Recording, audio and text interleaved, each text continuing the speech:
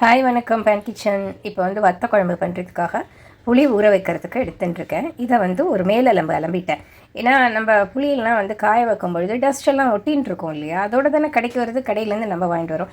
So அதெல்லாம் எடுத்துட்டு கோது ஏதாவது இருந்தது அப்படின்னா அதையும் எடுத்துகிட்டு, கோதுன்னா அப்படியே ஒரு நரம்பு மாதிரி இந்த சைடு அந்த இதெல்லாம் இருக்கும், பார்த்துருப்பீங்க எல்லோரும். அதையும் எடுத்துட்டு, சம்டைம்ஸ் வந்து கொட்டை தென்படும், அதையும் எடுத்துடணும். அப்போ தான் வந்து கரைக்கிறதுக்கு வந்து ஈஸியாக இருக்கும், நமக்கு பல்ப்பு வந்து ஈஸியாக கிடச்சிடும். இப்போ வந்து நான் என்ன பண்ணுறேன், வெந்நீர் ஊற்ற போகிறேன். வெந்நீர் வந்து கெட்டிலில் போட்டு வச்சுருக்கேன். நல்லா கொதிக்க இருக்கணும்.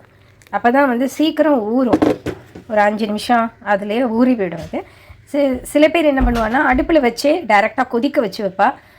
நான் வந்து எது சமயம் கிடைக்கிறதோ அந்த மாதிரி நான் எடுப்பேன். இது நல்லா கொஞ்சம் கூட அதில் அந்த சதப்பத்து இல்லாமல் நல்லா அந்த சக்கையாக புழிஞ்சு எடுக்கலாம். இந்த மாதிரி வெந்நீரில் நம்ம ஊற வச்சிட்டோம் அப்படின்னாக்கா நீங்களும் இந்த ட்ரிக்கு பயன்படுத்துங்க. இது காலங்காலமாக எல்லாருமே யூஸ் பண்ணுற ட்ரிக்கு தான்.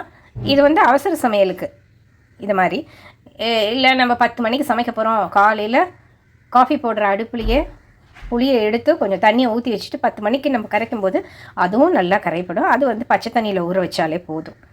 அவ்வளோதாங்க.